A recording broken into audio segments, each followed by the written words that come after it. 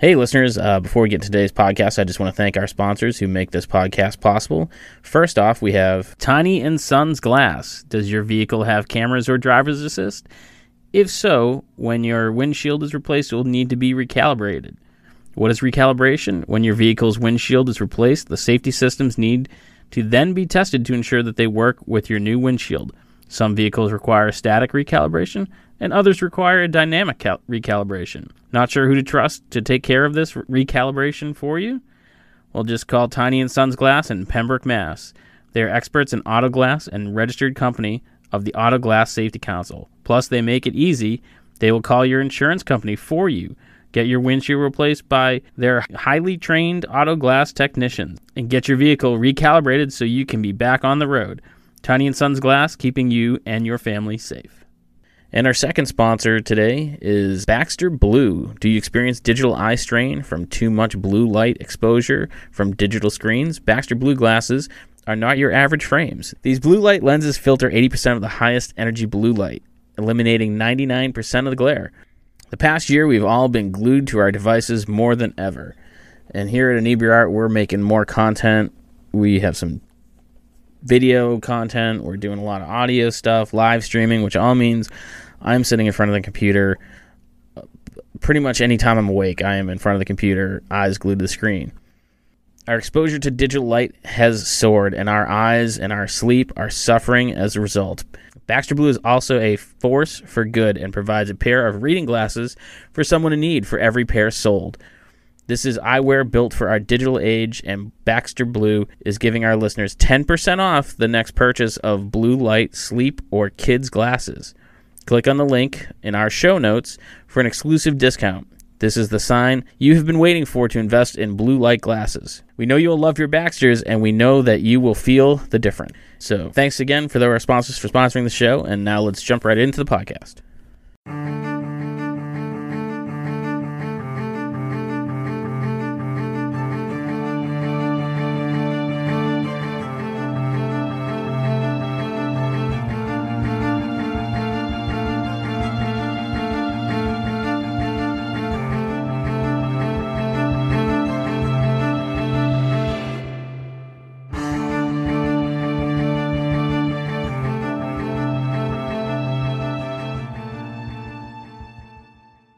Welcome back, Inebri-ites. This is Andy, the Inebri-art podcast, and like it or not, we've still using Zoom, even though things are starting to open up, because it's given us an opportunity to talk to a lot of new people that we wouldn't normally get the chance to talk to, and we've kind of been on a string of musicians lately, and today's no different. So we're joined today by Justin Nozuka. Welcome to the show, man. Hey, thanks so much for having me. No problem. So you're, if memory serves, you're based out of Canada. Am I remembering that right? That's right. Yeah, I'm based out of Toronto. So what's going on in the music scene there? Here in Plymouth, things are kind of opening up, but it's real weird. Like, you can't sing in public, but you can play in public, or yeah, it's pretty weird. Yeah, they don't want you, opening your mouth, and I don't know. It's a weird thing. We've been slow to open up here. We're kind of. It's frustrating because we had taken pretty strict precautions early on when things were happening, and I guess here just hasn't done a really good job. So we're back to home lockdown situation, and yeah, the whole live thing is definitely put on hold for the time being. And I was planning to do a live stream concert this past Saturday that got canceled because of the new lockdown restrictions here. So we're in a bit of it just doesn't feel good to be around here at the moment, but cooped up at home and staying creative and trying to be positive with the whole thing for sure. So that's something that we've kind of talked a lot about on the show, ever since this time last year. But how's the lockup been for you? Like myself, it kind of just dried up all my creative energy. Like, I didn't want to create anything. Other people have been like really prolific. How did it affect you? I think, like creatively, it's been okay. And I'm collaborating a lot with friends, trying to keep it social because of the lack of human interaction. So, been able to create things and finish records, which is a blessing.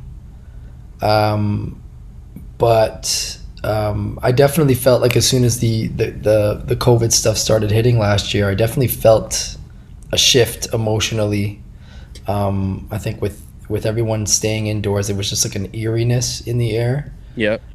So the feelings and like the emotional kind of experience hasn't been like, it's been okay, but it has been slightly has like an eeriness or like a slight darkness to the feeling of it. But I'm still trucking along and getting records that I'm proud of done. So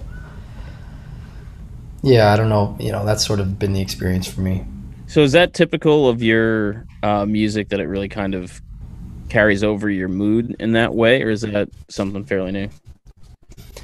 What do you mean by that? Like, So sorry. like generally like if you're in a good mental place, you reckon to happier songs, or if you're just gone through a breakup, is it all love song kind of things, like does your emotions kind of affect the type of music that you're writing?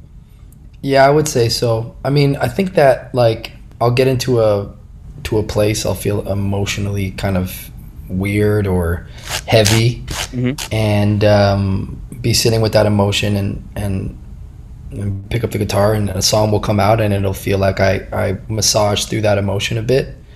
So it's kind of therapeutic in that way. But a lot of the times I'll be working on a record that takes sometimes months to finish.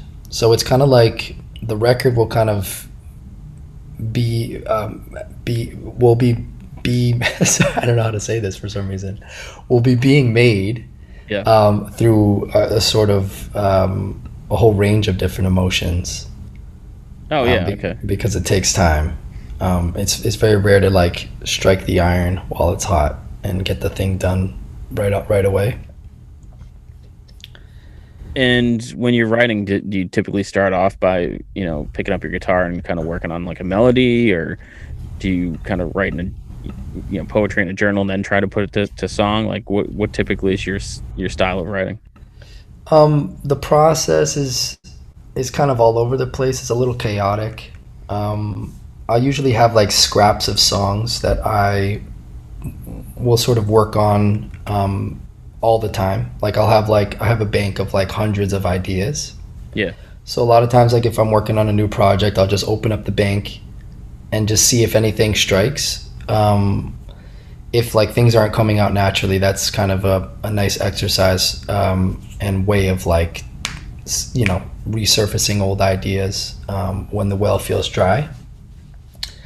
And then in other instances, it'll just be like a daily routine. For this last project, a couple years ago, I started writing songs for it, and the routine was play a nice drum machine loop, get the vocals going through the monitor with some reverb, and I was pretty much playing on the roads, which was a shift.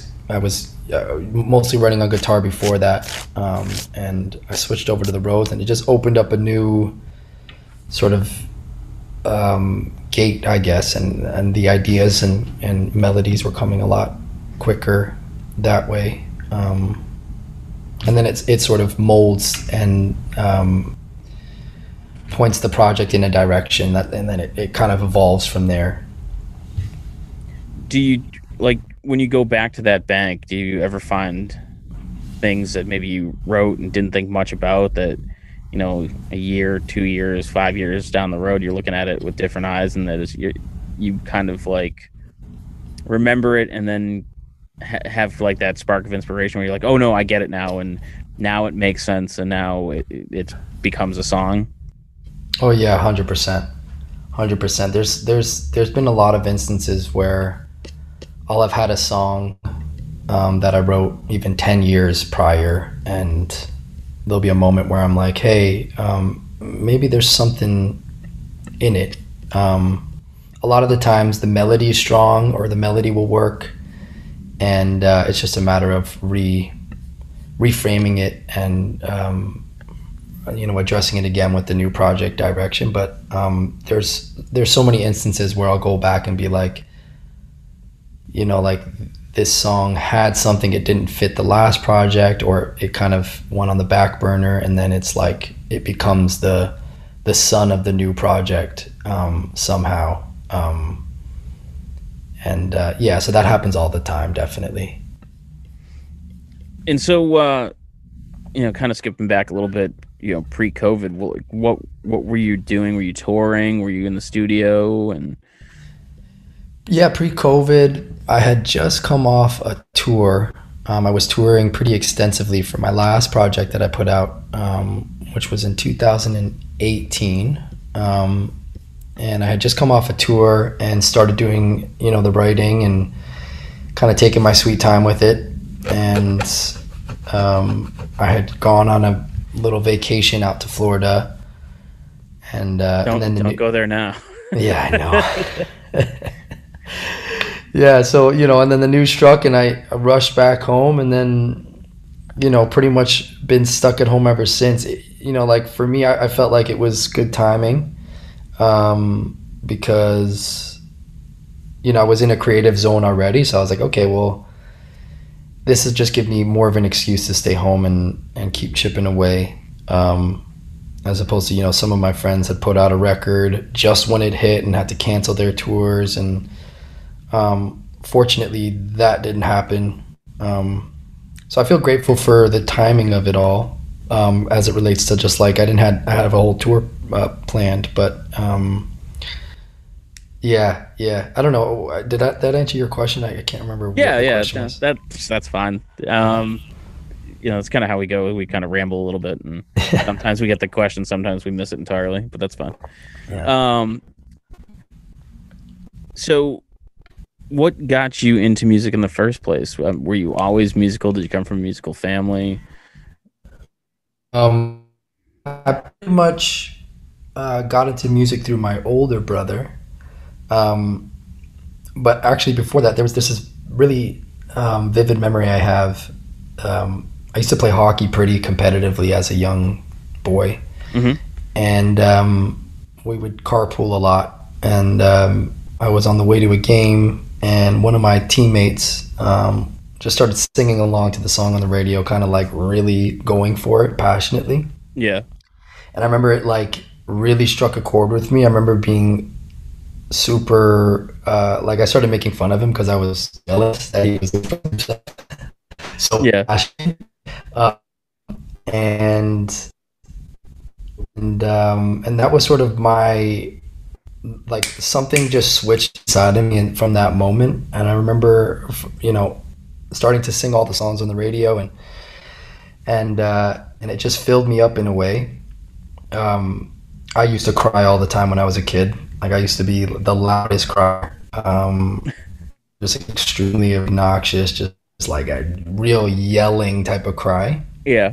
And so I think the singing, singing these passionate love songs filled that space for me, and I was able to put melody to the emotion. And yeah, so that's kind of how it first started. And then from there, my brother really got into music, and we really looked up to him growing up, me and my other brothers, and we followed in his footsteps. Do you remember what the song was on the radio? That my teammate was singing? Yeah. I don't. I think it was this artist named Joe, not the R&B artist Joe. This other Canadian sort of house singer. I remember getting a CD of his at one point during that time and singing, but I can't remember exactly what it was. And so now you have a bunch of brothers. Are you all in the music industry, or did they kind of not carry through in the same way? Yeah, a handful of us are pursuing music as our main thing. My younger brother has really gotten into production and engineering. He's also a songwriter, though. He's putting out some projects these days. And one of my other brothers is more of he's like a, what do you call it? that is like a multimedia type of artist. He incorporate music. He's pretty prolific, actually. Like, in my opinion, he's pretty prolific, and has some really experimental type videos with music. And then my older brother George is still making music, still putting out records. So yeah, I mean, all of us are Christians, also putting out music. We all kind of dabble in it on the side.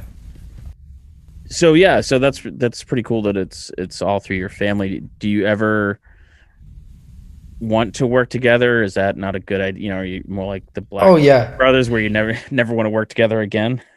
no, we tend to work together. We tend to collaborate. It just happens natural. We get together and you know smoke and get drunk. And music naturally just it comes up, and so that's a very natural way that we kind of hang out. Yeah, I love collaborating with them and jamming with them. That's cool. So you said, and I'm pretty sure you said this because the connection's not great, but you said guys go out and have some drinks and then collaborate afterwards.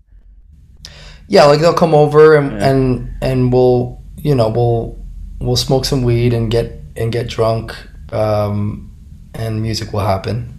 That's sort of Why, the routine. why do you think, and this is something that like is so common, but why do you think it is that, like weed and drinking goes hand in hand with creativity? Is it that it loosens up kind of your ability to create, or kind of shuts off um your second guessing yourself? Like why do those things seem to go hand in hand? Yeah, I think there's a combination of a few things. Like, I think one of it is everything just sounds good when you're high. You're just like, you get excited about a chord. Yeah. And it sparks a different type of excitement. You kind of hear music through a different lens in a way.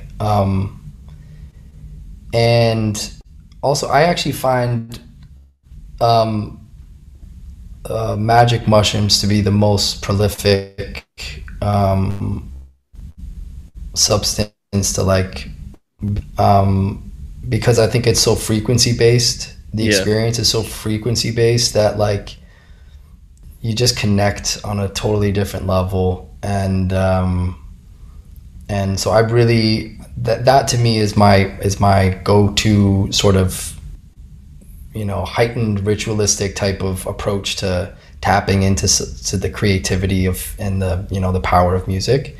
Not to say that I need it to connect to that, but I do find if there's a substance to take to heighten the experience and to tap in a new way, I find that psilocybin is definitely the most powerful for me personally.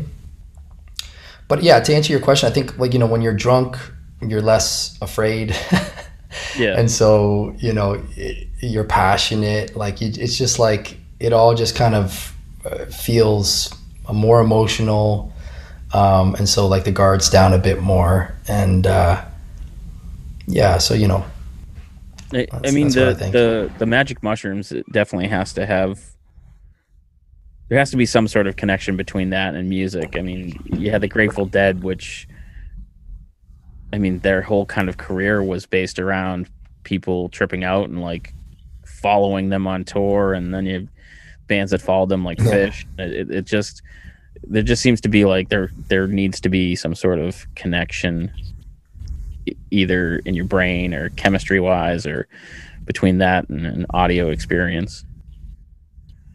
Yeah, yeah, I think so. I think so. So, are you a fan of jam bands like that, like the Dead and Fish and? To be honest, I haven't like dived into Fish or the Grateful Dead. I haven't like fully immersed myself. Yeah. So I can't say I'm a fan or not a fan. But I do appreciate what I do understand about their process, which is I think it's really free flowing and in the moment type expression, if I'm not mistaken, which I think is a very pure approach to music. Um, yeah, I think that's a very pure approach. So what is it that you do listen to or are listening to now? I just thought about just now, like when I was talking about the type of music that I would want to listen to on psilocybin. I think Sigur Rós. Are you familiar with that band? No. Sigur Rós, I think is how you pronounce it. They're an Icelandic band, super expansive and very ethereal, and yeah, there's a real power to their music. It just feels like the sound of the universe in a way. Yeah. Um, and what else am I listening? Like these days, I've been listening to a lot of old jazz. Like I love 50s to like 70s jazz music, or just records in general from that era. I like a lot of like Brazilian music from that era. Yeah, I tend to lean towards that these days. Nice. I'm one of my things that I always look back at it that I'm really happy when I was a kid. I was in marching band, which then evolved into jazz band, which I'm not a Oh, huge right on. not a huge jazz fan, but it really introduced me to like Dave Brubeck and Korea and someone else that I'm Bill Bill Evans? maybe No, man, yeah, I don't know. Tiger of San Pedro. Okay. Um, Bill Montrose, I think. I can't remember. Gotcha. Yeah, I wish I had a better. I wish I retained names better. That's one thing that I'm really bad at is retaining names of I'm like impressed I got through albums or yours and it's on my songs. screen. Yeah, yeah. So, you're a jazz fan and an Icelandic band. Do you think it's easier now to discover music like that with the internet? And it's because I'm always trying to figure out if it's easier because we have more access, or if we don't discover new bands because the algorithm says, okay, you like Nirvana, so you're going to like Stone Temple Pilots and this and this and this, and Yeah. doesn't necessarily give you that, oh, hey, listen to this, French band or this band from Poland or, whatever. So do you think it's easier or harder to find music now? Well, I think like like I just got Spotify only a few months ago, and to be honest, like I have discovered more music and stumbled upon stuff that was handed to me by the algorithm. So I think like I'm definitely discovering more music on my own. Um, so yeah, I think it's easier. I mean, at least for me, it's easier. And like they got this algorithmic stuff down pretty good. Like I'll be listening to a record that I really like, and all of a sudden, 2 hours later, like the music is still going and the mood hasn't been interrupted, Yeah. and I'm like, whoa, like what happened? Like what happened? How did how did it navigate from the album and just give me the right vibe for another 2 hours?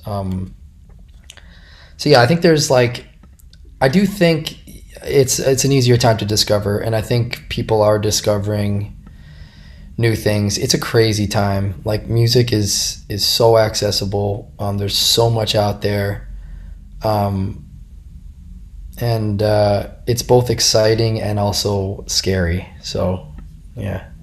Yeah, one of my favorite ways of finding new things is I like ask my kids what they're listening to. Oh yeah.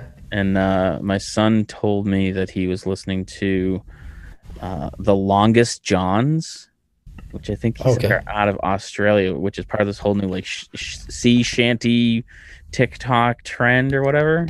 Okay.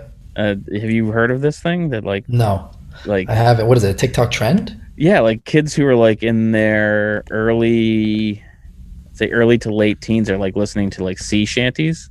Oh, Yeah. I I'm was over looking my it up right now as we yeah talk.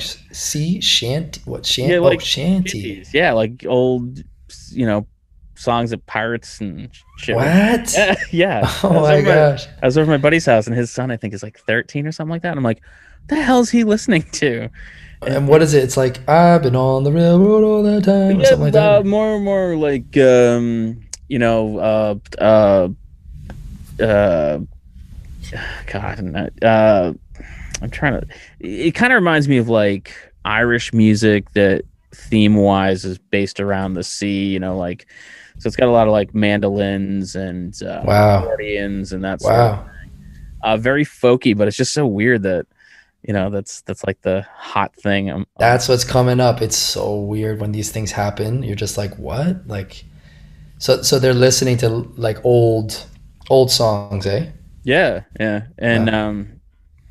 yeah, it's just such a weird. Like, I almost want to figure out like how did that start, which you can never anytime anything goes viral, you can't. There's no reason. It just does. Yeah, yeah. I know it'd be interesting to do that. Like, you quantify, like try to like quantify exactly what the domino effect is. It's like what leads to what leads to what leads to what, and it's like, yeah, why that, and Yeah. and how does it take off the way that it does? It's very strange. Um. So since we brought up TikTok, Yeah. so many bands are like leveraging social media and algorithms, and we interviewed a band last summer called Red Gold Green, but they spell it using no vowels, so it shows up in search engines better and stuff. Do you like Wow. does any of that weigh into like your thought process, like when you're writing songs you're like, oh, this would be good on TikTok, or I need a video for this on YouTube? Like how much does that like Yeah, like I'm not really keep in trying the to. forefront? I'm not really trying to cater so much. Like I wouldn't. I mean, who knows what next year my headspace will be like in? But so far, I haven't been like, oh, like this song is gonna take off on TikTok. There's little things of like, my manager will be like, hey, you should do a 1 minute version of like acoustically of one of the songs I just put out for TikTok, which I guess is not really the same thing. Yeah, I don't want to think about writing a song for TikTok, but that being said, who knows? Maybe next year I'll be in a different headspace. Yeah, Because I know, I still can't figure it out. Like I don't get it. because I've heard that like artists do that. Like, I guess that's one of the things right now. Who's like Cardi B just put out a track, which apparently was targeted for TikTok, and I'm pretty sure Drake did that as well. Yeah. Um, but yeah, I don't know. That's Yeah, that's it's so strange. Like I have a bunch of stand-up comedian friends that are like swearing by TikTok, and they're like, "Oh, I got 180,000 followers," and wow. and they're like, "Oh, you should use it to promote your podcast," and I'm just like, I don't even know what I would like. I don't understand it. Like I don't. It makes me feel super old because I'm just like, that's Yeah, the thing that kids use.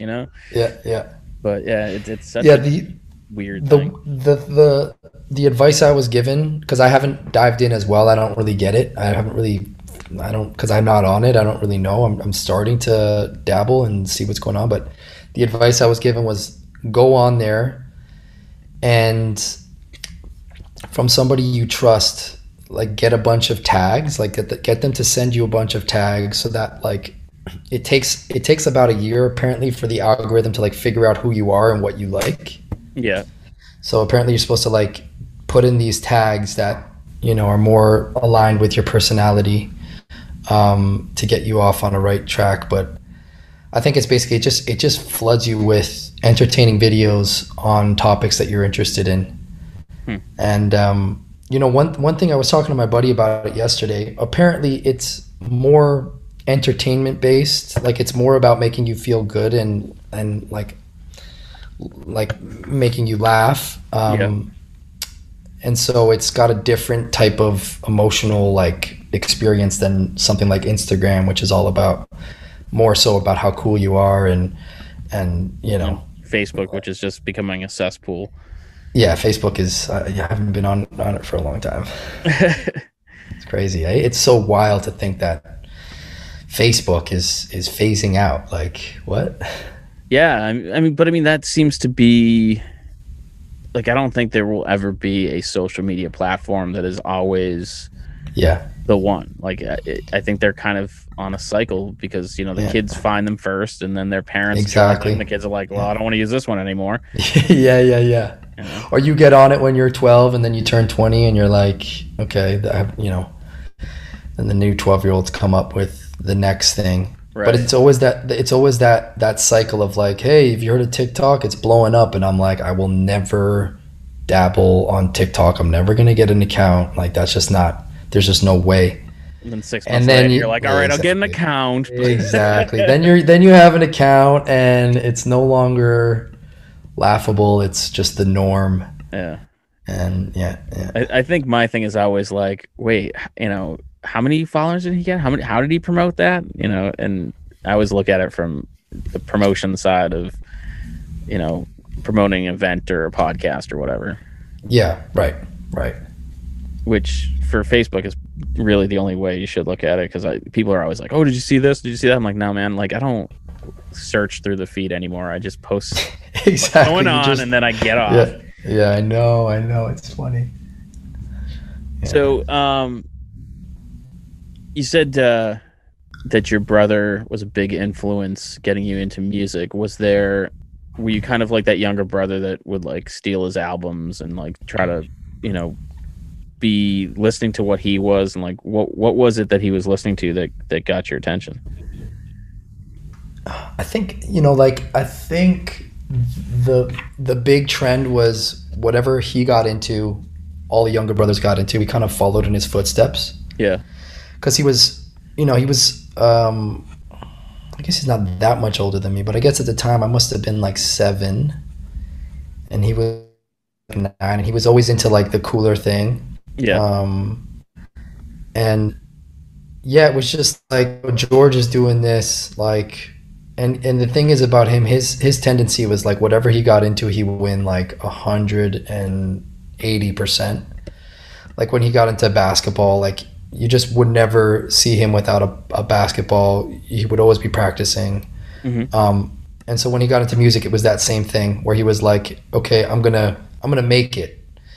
Like he was like, I'm gonna be, the next whatever. At the time, Michael Jackson was the big influence for him, and so he was like, I'm gonna, aspire to be that. And I think naturally, just like his like unwavering devotion to whatever he was doing, it just like it influenced us big time. And yeah, it was always kind of like, oh, he's like hitting this bar. He was always the best at everything, and so you always have this.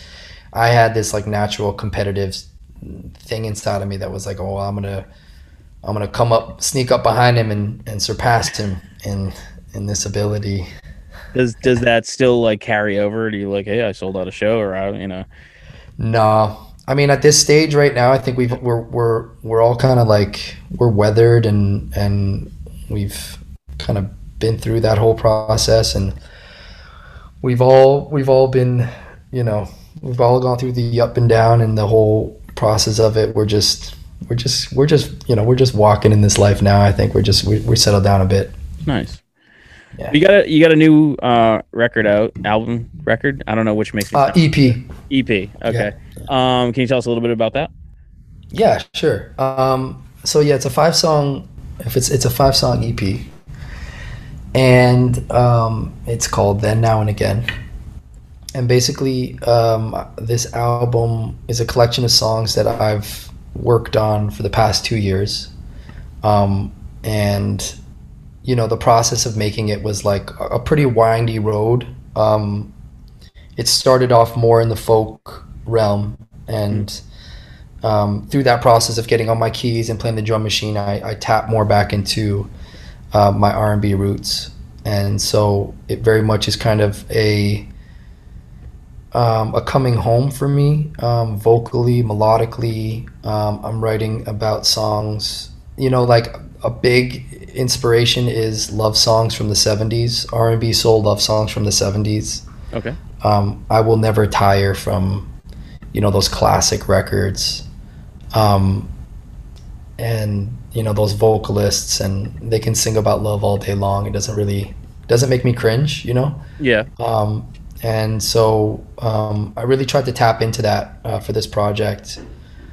A lot of the recording techniques are inspired by 70s techniques, and I've collaborated with some engineers who are really really like cultivated in that realm. And yeah, they're songs about things that I've actually experienced, and with different experiences in my life over the past 5 years or so. And that's it. Nice. Yeah.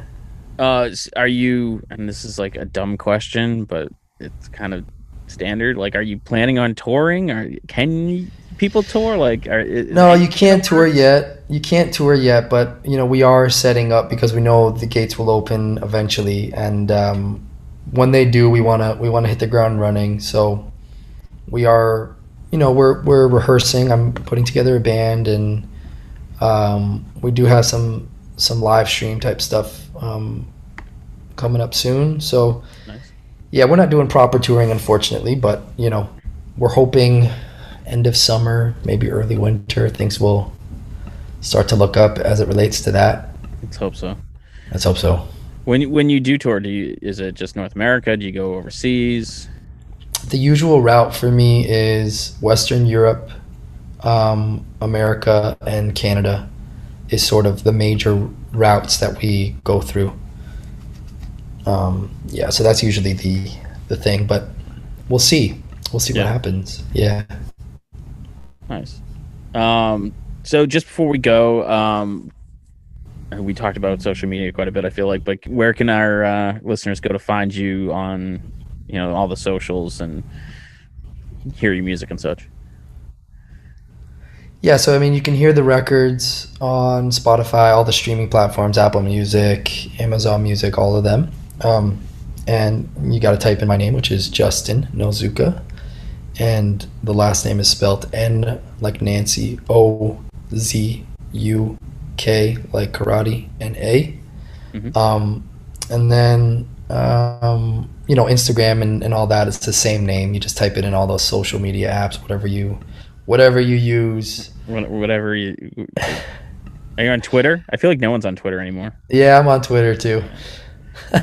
It's like you think like no one's on these things, and then you go on, there's like 500 billion people using them. Like, okay. Yeah, but it doesn't mean you want to talk to any of them. No, I know. It's like, yeah, exactly. Yeah. But no, thanks for taking the time to talk to us, man. It's been a lot of fun. Oh, thanks so much. Yeah, I appreciate it. And we wish you the best with the new EP, and encourage our listeners to go out there and check it out. And I know you have a YouTube channel, because I was poking around on it, so they should check that out as well. And cool. Yeah, that's pretty much it. And so thanks for talking with us, and to our listeners, we'll see you guys again next week. Thank you so much. Thanks for listening to today's podcast. You can find us on all social medias at Inebri-art, or on Instagram at Inebri-art6. You can email us at Inebri-art@yahoo.com. And make sure you listen to the other podcasts on the Inebri-art Podcast Network, including Bar Talk, Old Colony Cast, Retro Redoctopus, America's Hometown Horror Podcast, and our newest one, Theme Park Legends, a podcast about working at theme parks. What else? And we'll catch you again next time.